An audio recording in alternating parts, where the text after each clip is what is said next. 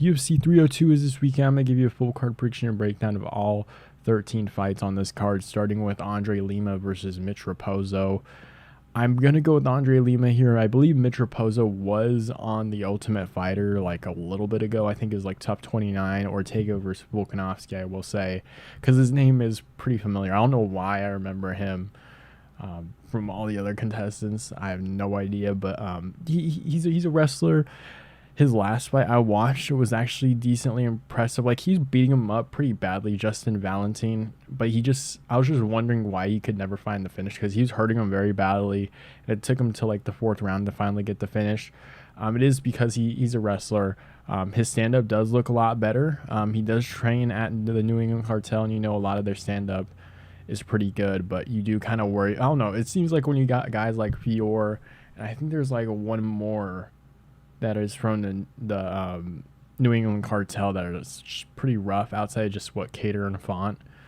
Some of the guys there are pretty rough looking, but Andre Lima probably won't have to worry about getting bit in this fight. I do think he does do a good job at defending some of the takedowns, and I think he's going to be able to do that here.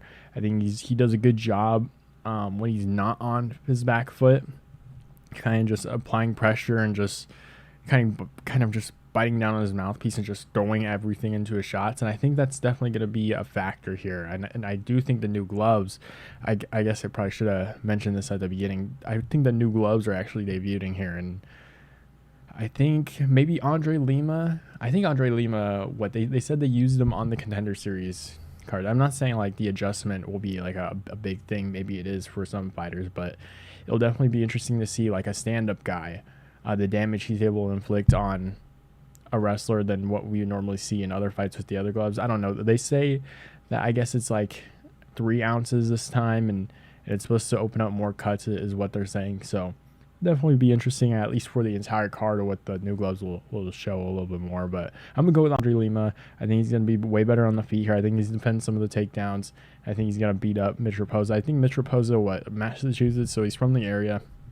When they announce where he's at, he'll probably get the crowd behind him, so maybe that'll be good for him here. But I'm going to go with Andre Lima here. I do think he's going to be able to beat Mitch Raposo in this fight.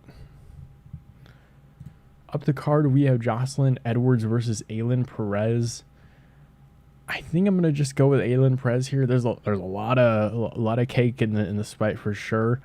Joselyne Edwards, I believe she went for a bunch of takedowns in her last fight against Nora Cornoli. I don't even know how to say her name. She got the takedowns, but then the position would just get reversed. I don't know if she's very back heavy by the way it looks of things there, because there's like multiple times where she got the back and just slid off, and she was just getting flipped over in other positions. Like, she was not establishing good control on the ground, or at least getting in good grappling positions. So she's able to flip position on Joselyne Edwards in that fight. Ailin Perez, though, she's kind of, I think she said she wants to be like female Khabib or something, like she has the whole hat and everything.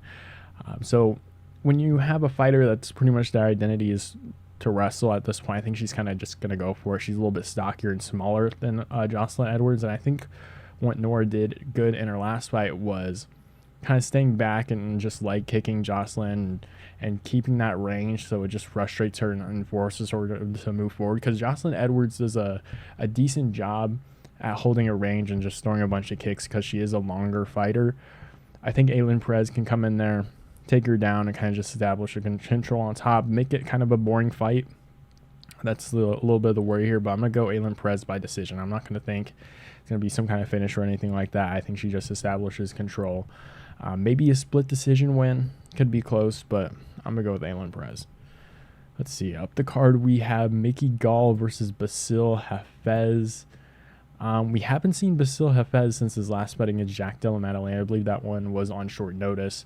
Jack Della Maddalena took, 2 weight cuts in a matter of a week. So, and Bassil Hafez did not win that fight very clearly either. I just want to say that real quick. But Bassil Hafez did look good. He did land some good shots. And if Jack Della Maddalena didn't have such an iron chin, maybe other guys probably would have went down. But Bassil Hafez is a very, very big dude. Potentially on roids. They're just very strong, very powerful, a decent wrestler as well. I think he can take down Mickey Gall if he wants to. I think he can catch Mickey Gall if he wants to. Mickey Gall hasn't lost spot since 2 years ago against Mike Malott. And Mike Malott, he has power, but it's more like I don't even know what. I think Bassil Hafez, if we're just going power for power, has more power than Mike Malott. But Mike Malott's more of like a technical striker where he's just going to find that strike. And I won't say technical as like calculate, like he's going to jab and do whatever. Like he'll get scrappy and he'll land perfectly and kind of just put you out that way. Bassil Hafez, I think, has the power to put out Mickey Gall. 7-5. I mean, UFC has done anything and everything they could to prop up Mickey Gall. Like the worst of the worst, Jordan Williams, CM Punk, Sage Northcutt, Mike Jackson. Like, what else do you need here? I'm going Bassil Hafez by KO. Mickey Gall, I just don't think he's as committed. 32 years of age. He will have a 2-inch reach advantage, but I do think he's going to get KO'd in this fight. Card, we have Niko Price versus Alex Morono. I'm going to go with Alex Morono because I just can't trust Niko Price. And honestly, his last couple fights, and at least just looking at his last fight against Robbie Lawler, he got KO'd. I just don't know how he got KO'd. I'm like, Robbie Lawler landed some nice punches, but I just haven't seen someone get KO'd like that before, especially Niko Price, who can take some damage. And even if you look at like Robbie Lawler's last fight against Nick Diaz in their second fight, oh my God. Like it kind of, like those two fights kind of made me think that there's like some weird, maybe Robbie Lawler was taking it easy on Nick Diaz in the rematch because he probably got a lot of respect for him and was like, oh, I'm not gonna go too crazy hard. Maybe that's what it was, because part of my prediction was I think I chose Niko Price to win. I think I did against Robbie Lawler, and part of that was because Robbie Lawler looked really bad against Nick Diaz. So I was thinking like Niko Price can take damage. He's gonna make this a scrap. He can hit up Robbie Lawler, but just didn't happen. Got in the clinch, landed a couple good punches, and Niko Price just went straight out cold. So I don't think Alex Morono's gonna actually be able to KO Niko Price here. He is kind of just like that standard level fighter. Morono's just going to circle around, land some punches, and go to a decision no matter what, pretty much. I do kind of worry for Morono because the Santiago Ponzinibbio, I remember him doing actually pretty well there, and then Ponzinibbio kind of just right at the end just got the finish. I'm going to go with Alex Morono, but, I mean, it's MMA at this point. I don't think he gets the KO or anything like that. I think he gets a decision, but at the end of the day, I could see Niko Price just throwing crazy hands and just KOing Alex Morono, making it a scrap for some reason, even though he just got flatlined by Robbie Lawler within like 30 seconds in the clinch on shots that barely had too much like a wind up on it. So I'm going Morono by decision. Niko Price, I think damage is probably catching up to him, but we'll see how this one goes. We'll see how MMA, the logic in MMA works for this one. We have Phil Rowe versus Jake Matthews. I'm going to go with Phil Rowe. I like his size in this matchup. Jake Matthews is a pretty good boxer, and if you remember the Fialho fight, everyone was like, we're on Jake Matthews, like this dude's crazy. His hands were insane because Fialho was like a dog back then. Like back then, this was probably like only 2 years ago. Like he was a dog, and it was just so surprising that Jake Matthews kind of made him look like a fool in there, and then everyone started doing that to Andre Fialho, and then he got beat up by Matthew Semelsberger, landed good shots, but was just getting caught. Darius Flowers got the submission, but that's like Darius Flowers. Like, who's Darius Flowers? Like, Darius Flowers is not good at all. Michael Morales, he did okay in that fight, but, I mean, it's just been very rough for Jake Matthews. Phil Rowe is a very, very big dude. He just got out-clinched and had a boring fight against Neil Magny. I mean, I think I almost fell asleep during that fight. All I remember is just it was very boring. I just skimmed through it a little bit for the research of this fight. I don't know. I think Phil Rowe's size. I think he can land strikes right down the middle, catch Jake Matthews coming in. I know Jake Matthews has again good boxing, can move his head pretty well, but I think he's just going to struggle getting inside against someone with the length of Phil Rowe. In this fight with 80.5 inches of reach, was that 8.5 inches in reach advantage in this fight. I like Phil Rowe by decision. I'm not crazy about Jake Matthews' chin. However, I don't think Phil Rowe is going to be able to like just sleep Jake Matthews in this fight, because I think he'll at least die on his sword a little bit. I can't see Jake Matthews kind of just quitting in there. So I'm going to go Phil Rowe. Maybe he hurts Jake Matthews at certain points. I'm going to say 29-28 decision for Phil Rowe here. I think he's just way too long for Jake Matthews, and just the size is just going to be a really big difference here. Up the card, we have Grant Dawson versus Joe Solecki. I'm going to go with Grant Dawson unless Joe Solecki just wants to throw straight shots the entire time, and hopefully Grant Dawson runs into it and gets flatlined like he did last time against Bobby Green. I know it is Bobby Green.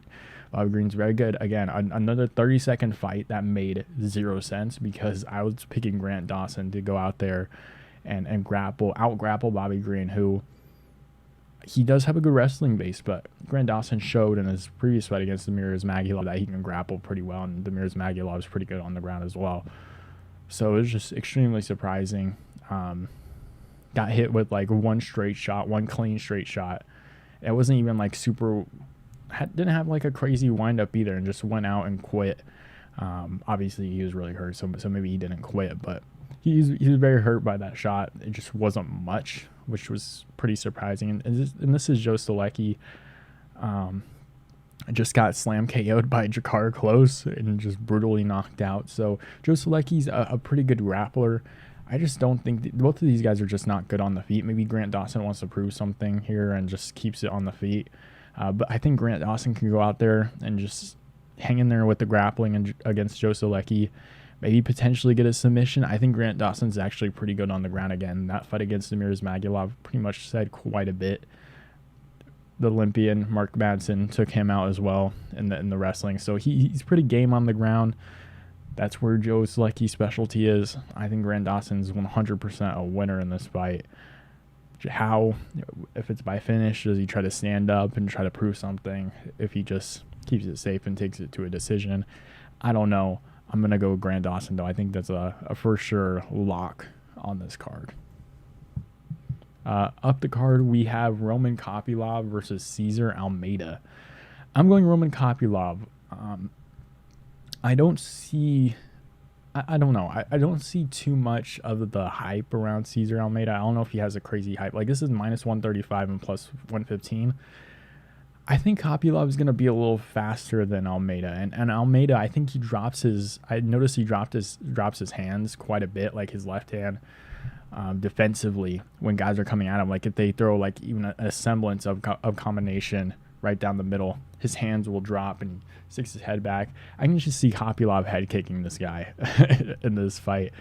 It is a pretty big jump up. He just won by TKO against Dylan Budka after competing on the Contender Series. So I'm not too crazy about this fight for Cesar Almeida. I think Kopylov, although he did lose to Anthony Hernandez, I'm sure is working on that takedown defense and all that. Like, he did decent early on, but I don't know. I think he for sure beats Cesar Almeida. These are really close odds. Maybe it's something to look at. Betting-wise, minus 135. I don't know if the odds change. Maybe Kopylov's a little bit of a heavier favorite, but I'm going to go Kopylov by KO. I trust him a little bit more. I think he can throw in combination. 36 years of age for Cesar Almeida. I'm going to put a lot of trust in Kopylov here. I think he ends up finishing Cesar Almeida in the late first or second round. I know Kopylov starts a little bit slower, so we'll see how this one goes. And I thought the same thing, but he did decent early on against Anthony Hernandez. So I think late first, second round KO for Kopylov here. I think he catches Cesar Almeida with the combination, kind of just straight down the middle, drops his arm, boom, head kick, hurts Cesar Almeida, finishes him up on the ground. So I'm going to go Roman Kopylov by KO in the late first or second round. Up the card to the main card, we have Randy Brown versus Elizeu Zaleski. I'm going Randy Brown. Again, I like another guy with some pretty good length. I know Elizeu Zaleski is actually a pretty tall dude as well, or at least size-wise. But he's 37 years of age. He does, at this point in his career, he does really good against wrestlers. Benoit Saint-Denis, that was on short notice, but was able to tag him up. And I know, again, Benoit Saint-Denis, short notice. Like, I've heard it quite a bit, especially in those prediction videos leading up to the Dustin Poirier fight. I get it, short notice, up a division. He got beat up pretty badly in that fight. Abubakar Nurmagomedov, a wrestler, won that fight as well, and then went to a draw with Rinat Fakhretdinov, who a lot of people were hyping up, who's another wrestler. So Randy Brown, who's a guy that will keep really good range on the feet, will have, a 5-inch reach advantage here. I think he's going to piece up Elizeu Zaleski. And I do think, again, just the range, shots down the middle, he's going to circle around, so it's going to be really hard for Zaleski to track him down. I think this is a very tough fight for Zaleski because he's not going to have a guy coming right at him. So I'm going to go with Randy Brown here by decision. I think he's just going to outpoint Elizeu Zaleski. Maybe Zaleski takes a round, like the second round or something like that, and makes it a little bit closer. But he is 37. He's getting a little bit older. The thing with Zaleski is he has a really good takedown defense. And for guys that I can wrestle and that do have good takedown defense, it's a guy like Zaleski who has really good stand-up as well that makes it really tough for these other wrestlers. So that's not the case here for Randy Brown. Randy Brown's not going to go out there and try to wrestle with Elizeu Zaleski. So I think he's just going to piece him up on the feet, just get the points, and I think he's going to win by decision. Let's move on. We have Jailton Almeida versus Alexandr Romanov. I'm going to go with Jailton Almeida. Weirdly enough, they both kind of had like that really weird rise in the UFC. I know Jailton Almeida was a little bit different because he actually like broke into the top 15 and was destroying the guys in the top 10 and top 5 until he literally just got beat up by Curtis Blades and kind of quit a little bit there with the elbows. But Alexandr Romanov, before the Tybura fight, where probably should have been a draw because it was at altitude and he gassed out, but I for sure thought it would have been a draw, but it just didn't work out that way, I guess. But he was just mauling guys before then, and then he just had a couple rough stints, and then of course he just won against Blagoy Ivanov like 10 months ago. But weirdly enough, that they both had some really big hype trains coming in. But I'm gonna go with Jailton Almeida. I think he's just a better grappler. I think he's a lot better on the feet. Romanov does have the wrestling, but again, I think position-wise on the ground, I think Almeida is just going to be a little bit better.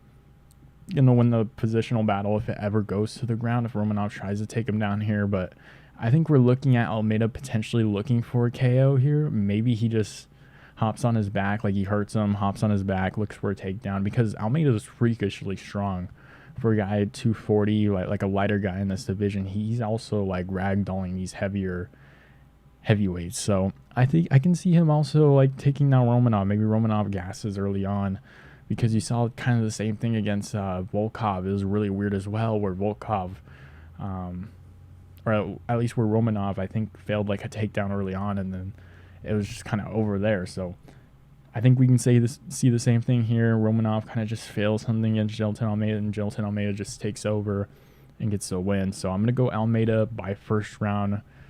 I'll say like TKO, maybe a submission. A lot of people in Tapology are saying submission. I don't mind that as well. I think it's a first round finish for sure. I don't see this one going to a decision. I don't see Jailton Almeida doing the Derek Lewis thing and kind of just hand fighting with Derek Lewis while Derek Lewis is just chilling on bottom. I don't see that one happening, but I do think this one does end in a finish. Probably, I'll probably say submission. I think he takes his back and probably submits him. Just maybe even hurting Romanov, or just kind of getting into the clinch and dragging him to the ground a little bit more there. I think that's what will look like. If not, he'll probably just... That's the thing with Almeida. He can go TKO or submission.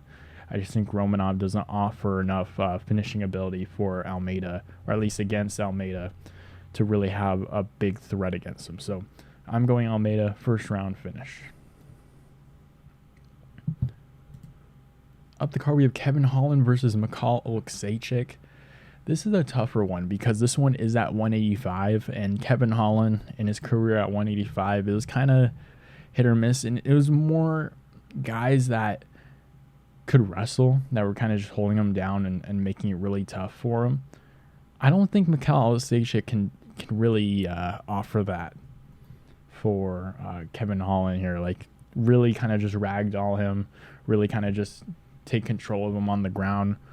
I don't think Michal Oleksiejczuk can do that. I think Oleksiejczuk can use takedowns, like you saw him use it against Chidi and Njokuani. I want to say, I'm going to be so wrong too. There's one of these fights where there's another fight where he went for a couple takedowns as well. Was it Jacoby? I think I might be wrong, but I'm not going to even try actually. But he has the ability to take down guys.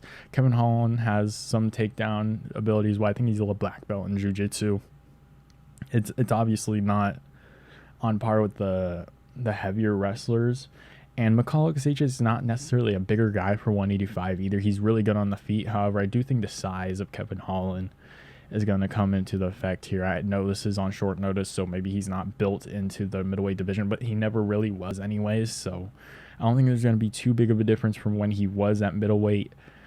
Again, I just don't see Makhachev kind of just taking him down and holding him on the ground and making this a boring fight, kind of just going to a decision, not allowing Kevin Holland to really do much. I think Kevin Holland wins this one probably by TKO. I just see this one turning into a scrap. And I do think that Kevin Holland, just with the range, is going to be standing on the outside more here. Will have a 7-inch reach advantage. Again, a lot of these guys just have super long reaches against these other strikers. I don't know. I know Kevin Holland wasn't really great at middleweight, but I can't choose Makhachev. I do like Oleksiejczuk here, but if this does turn into a scrap, it's going to be interesting. Kevin Holland has a really good chin.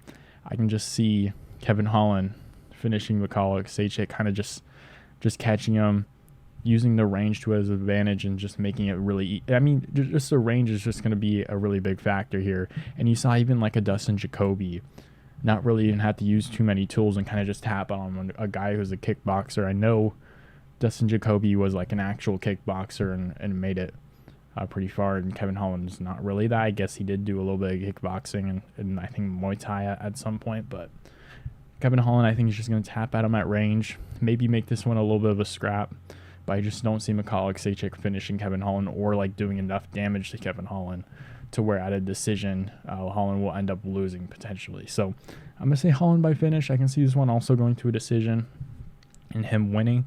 I just think the range is going to be really hard for Makhachev to get inside of and hurt Kevin Holland in this fight. So I'm going to go Kevin Holland. Late second or third round finish. I think it just turns into a scrap after like the first round.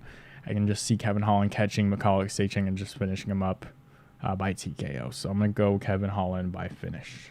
Up the card, we have Sean Strickland versus Paulo Costa in a 5-round co-main event. I feel like I kind of have to just go with Sean Strickland here. Paulo Costa, although did have that moment against Robert Whittaker with, I think wasn't it like a wheel kick or something? It was some crazy shit. Hurt Robert Whittaker. He still got beat up pretty badly. I know Robert Whittaker's style, just that's his kind of thing, like straight shots in the middle, head kick, leg kicks as well. Like he's a very tough style to fight against. But if you're a guy like Dricus who can throw a lot, who's really weird on the feet, and can throw a lot of straight stuff down the middle, you can end up catching Whittaker. But Paulo Costa, he doesn't really offer anything too crazy on the feet. He's just very solid. Sean Strickland is just very tough to hit, and I think that's just going to be a very big problem for Paulo Costa here. Maybe the crowd will kind of influence a little bit more of a scrap, but I feel like that's never really taken effect on Sean Strickland. He's always kind of just stayed to a style, which is Philly shell. I'm going to do my thing, like jab, like walk forward at you. And I think he will eventually break Paulo Costa in this fight. And I think I feel like it might be easy to say a decision here because of Sean Strickland. Just his style, like defensively, like very good. Doesn't really get hit with anything too crazy, especially recently. And always kind of just has that jab. And with the new gloves, I didn't even think about this until now. With the new gloves, with his style, with the jab, I think he's going to cut up Paulo Costa a lot more in this fight. And I do think that he'll eventually break him. And I think as this fight, I think we're looking at a third, fourth round. I think Costa will be looking to throw some crazy stuff. But I think just the pace of Strickland, he's going to be walking him down. I don't think Strickland's going to go for takedowns or anything because Costa has good takedown defense. But he's going to be walking him down. He's just going to be harder to hit as well.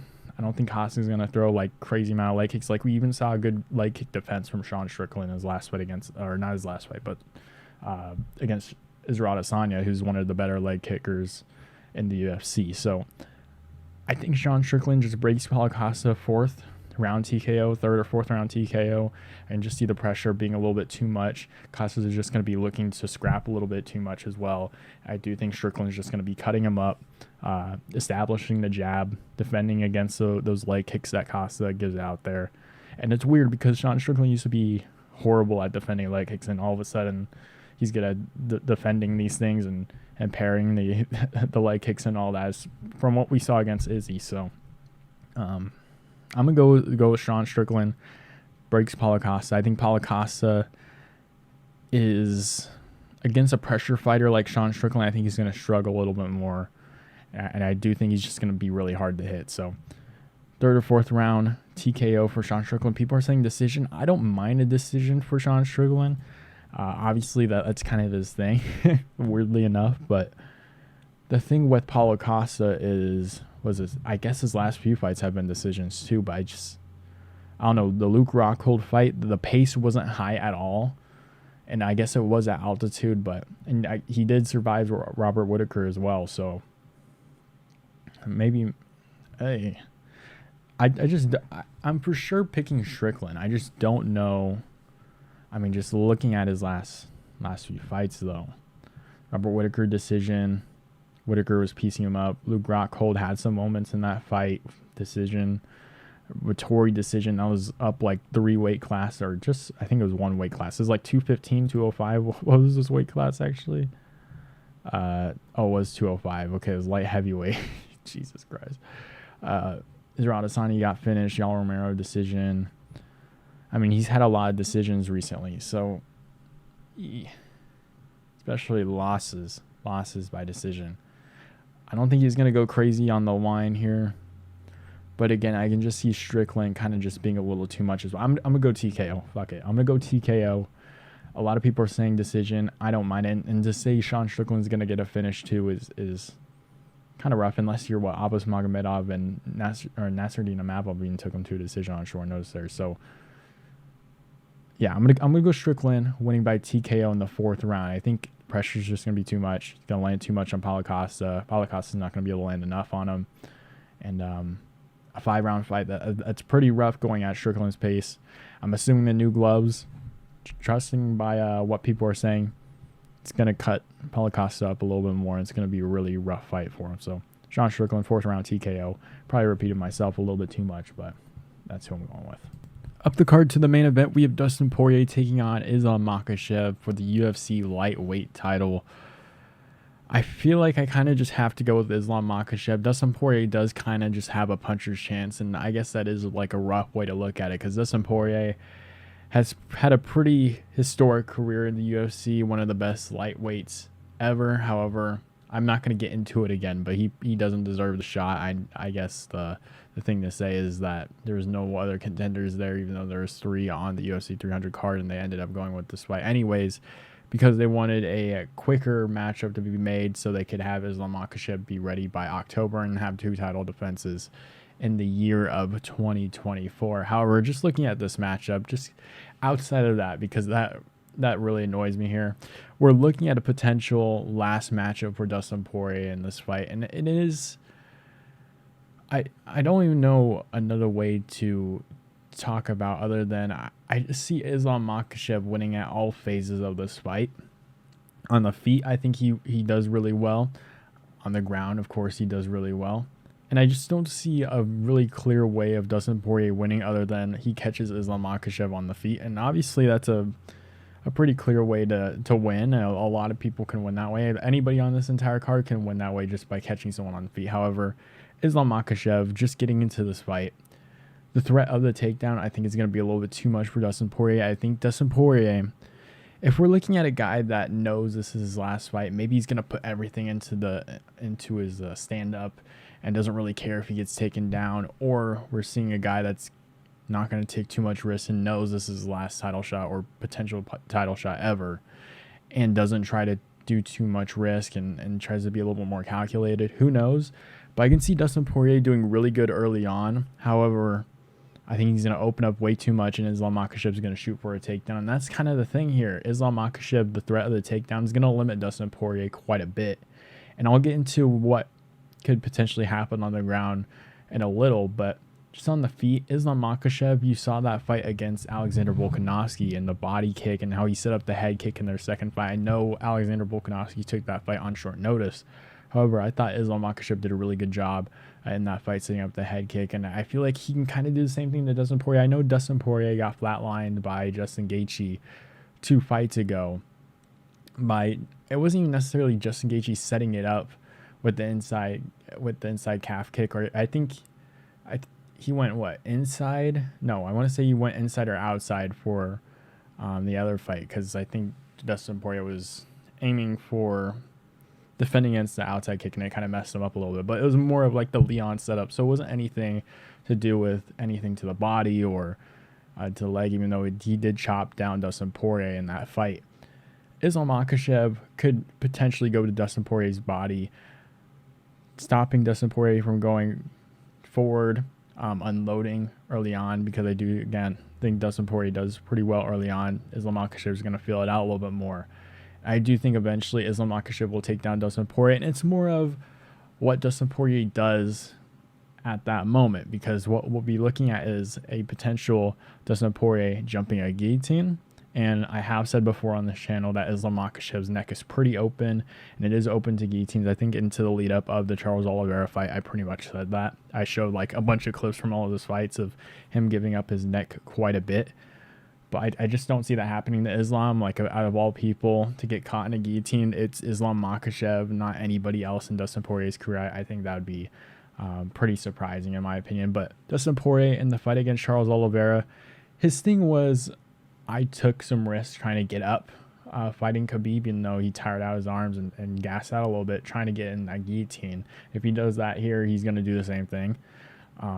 He tried to get up and risked a little bit too much and ended up getting submitted by Khabib. So in the Charles Oliveira fight, even though he did get submitted on the feet and was climbed by Charles Oliveira and got standing rear naked choked, he didn't really do much on bottom. I think it was like the second round, he wasted almost an entire round just like chilling on the bottom and not doing anything, just keeping the guard, because he just didn't want to have any risk of him giving up his back or any potential submission ability that Charles Oliveira could give him. And maybe we're going to look at that again here for Islam Makhachev fight. That's why I think it's going to be very interesting, because I think Islam Makhachev, very similar but very different. I think, of course, you'd probably compare his style more to Khabib's because of the Sambo, of course, but they're more stronger in the style of submitting guys on the ground than a Charles Oliveira. Charles Oliveira is more technically sound in that department. Islam Makhachev is just going to outmuscle you on the ground and potentially, of course, take your back or maybe get an arm triangle like he did to Charles Oliveira, which I think is a pretty big possibility here, which I think is very interesting. Will Dustin Poirier kind of just hold his guard, or will the guillotine kind of tire him out a little bit more and he's going to try and get up and try to find an opening? I think in the second round, or at least at the end of the first round, of course, Dustin Poirier does really good early on. I think towards the end of the second round, probably the midway point, Islam Makhachev shoots a takedown because Dustin Poirier gets a little bit overzealous and gives up his hips. He doesn't go for a guillotine immediately. I think he kind of just tries to defend a little bit more, tries to scoot his hips towards the fence and all that. Round kind of just ends with Islam just controlling him on the ground. Second round, though, I think Islam Makhachev shoots like an iffy takedown, and I do think Dustin Poirier tries to get the guillotine and it just won't work. And Islam Makhachev just kind of just going to be ready for it. He's going to scoot in his hips and try and get the half guard. And if Islam gets in any position outside of full guard for Dustin Poirier, he's kind of screwed, because Islam Makhachev is so strong.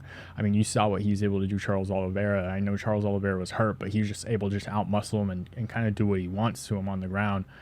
I think Dustin Poirier tires himself out. He tires out his arms, which is the thing with the guillotines. You tire yourself with your arms. You take a really bad position. And again, you gas out a little bit more. So it's just going to be a bad situation there. I think he jumps the guillotine in the second round, just looking for an opening. Islam Makhachev is going to have it red. And a lot of people are just like, oh, wouldn't it be great? Dustin Poirier lands the guillotine, all this and that. Like, you're literally just giving away what he thinks is possibly like his main way at winning. I don't even know. I feel like in terms of defending the takedown, that's really kind of what Dustin Poirier has, because he is not really good to take down the fence at all.